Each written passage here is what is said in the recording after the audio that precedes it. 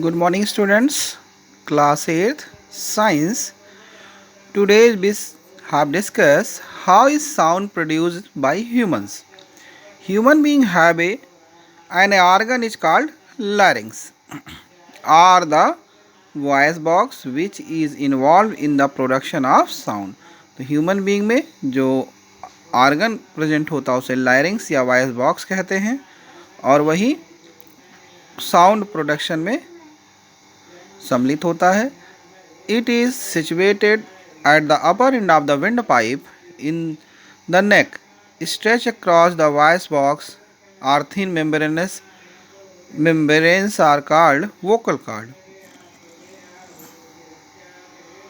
When air is forced through these cords,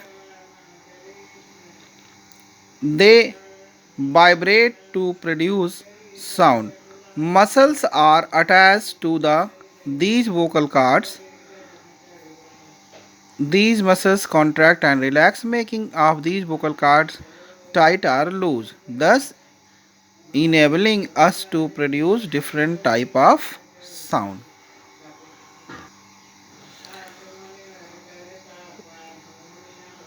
wind pipe के पास ये पाया जाता है और वॉइस बॉक्स जो है एक थिन मेम्ब्रेन होती है उसमें, जिसे वोकल कार्ड कहते हैं, और एयर फोर्स से उस कार्ड को वाइब्रेट करती है जिससे साउंड प्रोड्यूस होता है, और मसल्स उसमें कॉन्ट्रैक्ट रिलैक्स करती हैं जिससे वो वोकल कार्ड्स टाइट और लूज हो जाता है और उसी की वजह से अलग अलग तरह की आवाज़ मिलती है. How does the human ear work?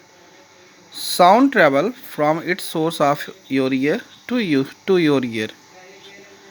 For example, when you hear the musician play a flute,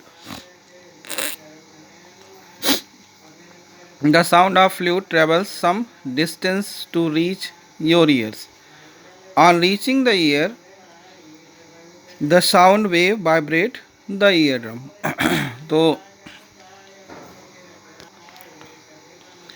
जो वाइब्रेशन होता है साउंड वेव से ईयर ड्रम में, उससे डेलिकेट होती है membrane inside ear and the vibration are picked up to the special type of cell in the inner ear. These cells are attach to the nerve fibres which transmit to vibration to the brain. और जो cell attach होती है nerve fibre की, वो transmit करती है उस vibration को ब्रेन में. The brain processes the information and help you to recognise the sound.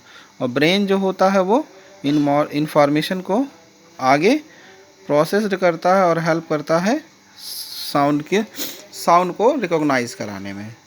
तो you have seen the diagram. Ear drum, nerve that connect to the brain, air particles, loud speakers. Is simplified diagram to show how sound travel. The nerve or the inner ear pick up to vibration carry to information to the brain and the brain recognize the message to help to you hear. तो जो year में nerve पाई जाती है जो brain को जाती है उसे ऑडिटरी नर्व कहते हैं. Sound needs a medium to travel. Sound को ज़रूरत होती है मीडियम की जिससे वो ट्रैवल कर सके. Sound needs a medium to travel. The medium can be air, water और solids such as a metal wires. Sound can not travel through vacuum. If the electric bell is placed on the soundproof material in glass jar with vacuum the bell will not hear. अगर जो sound है वो उसको travel करने के लिए medium चाहिए और वो मीडियम एयर, वाटर या सॉलिड मेटल वायर हो सकता है. साउंड जो है कभी भी फ्लो या ट्रेवल नहीं कर सकता. अगर इलेक्ट्रिक बेल के पास साउंड प्रूफ मटेरियल या ग्लास जार विथ वैक्यूम है तो वो हमें नहीं सुनाई देगा. This proves that sound needs to medium to propagate. These are complete silence in space because it is almost empty. The sound of the well kept vacuum cannot be heard since sound cannot travel through vacuum. Did you know a long time ago people living far away for each other used to communicate through beats of drums in African rainforest?